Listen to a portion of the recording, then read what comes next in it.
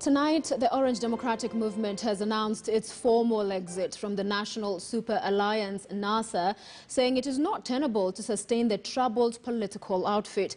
ODM's decision, which was arrived at during the party's National Executive Committee meeting, comes days after Amani National Congress and Wiper parties made similar decisions.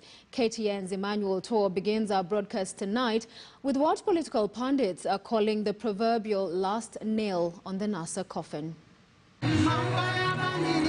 The death of opposition coalition NASA had been looming since the 2017 general election and the subsequent political cooperation deal between President Uhuru Kenyatta and former Prime Minister Raila Odinga. It now seems to have been confirmed by the Orange Democratic Movement.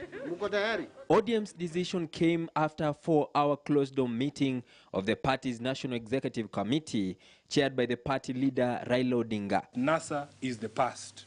To further demonstrate this point, the National Executive Committee of ODM has today resolved to formally exit the NASA coalition.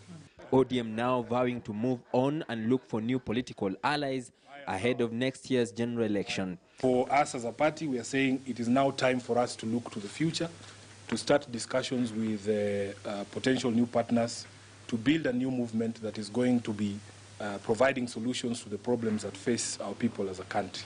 According to the NASA coalition agreement, the union could only be terminated if 3 out of the 5 affiliate parties left.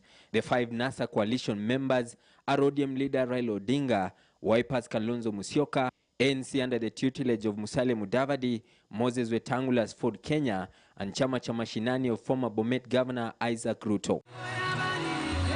The ODM party, which was accused of bulldozing the other members, has also been at pains to explain how it took 187.9 million shillings, leaving the rest of the members to share 152 million shillings from the political party's fund. What we have done as a party, and under the guidance and advice of the party leader, is to be magnanimous, to be generous to our friends with whom we have worked with, some of them from 2013 to date. It has nothing to do with liability. We are not liable. This payment is an ex gratia payment. It is in the statement. It is not our interest. How, if we wanted to keep them, why have we resolved to exit ourselves?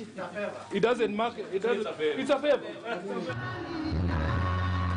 The developments come days after ANC and Wiper parties, through their parliamentary group meeting, resolved to formally quit NASA. The idea of NASA served its time, called at its time, called NASA.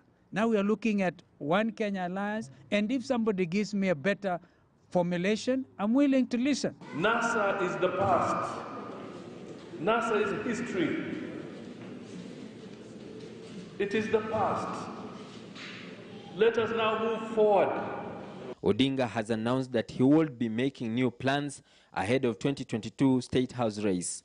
Lakini ninatoka hapa maneno mpya ya kuunganisha Kenya kwa sababu ya ile handshake. What remains now is for ODM, ANC and Wiper parties to write to the office of the Registrar of Political Parties to officially announce their decision to quit NASA. But these are just the initial steps in the preparations towards the 2022 general election. Emmanuel, KTN News, Nairobi. Indeed, and that will be forming quite a big chunk of what we'll be discussing this evening. All the intrigues of that NASA fallout to this point. And